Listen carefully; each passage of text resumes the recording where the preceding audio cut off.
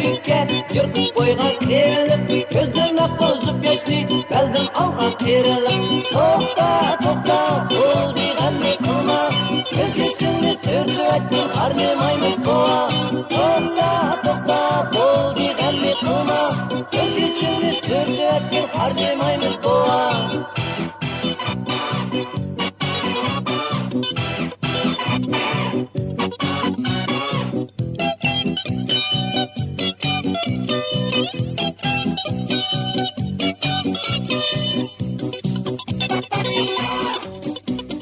Burun suyu sarkırap ömületken kerilik, kızgın kuvvet tetkizip yalvarıp kerilik. Görüngence balidek kalbirikten kerilik, kalp kılık kaçkılık öde kılgan kerilik. Tokta tokta bol digenni kılma, göz yüzünü sürdü etkin harlamaymış boğa. Tokta tokta bol digenni kılma, göz yüzünü sürdü etkin harlamaymış boğa.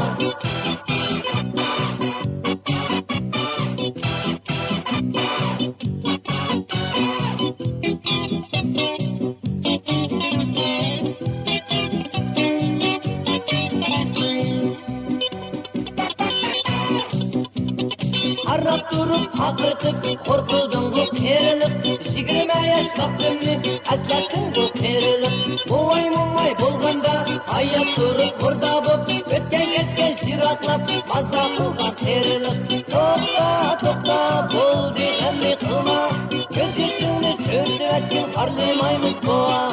Tokta tokta bol digenni kılma, göz yüzünü sürdü etkin harlamaymış boğa.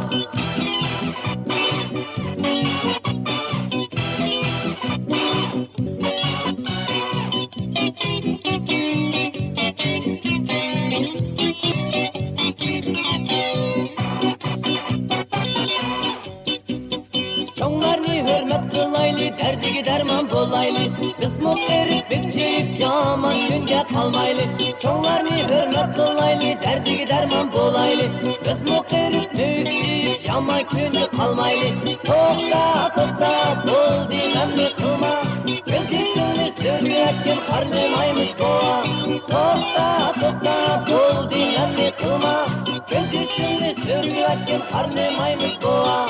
Göz yüzünü sürdü etkin harlamaymış boğa, harlamaymış boğa.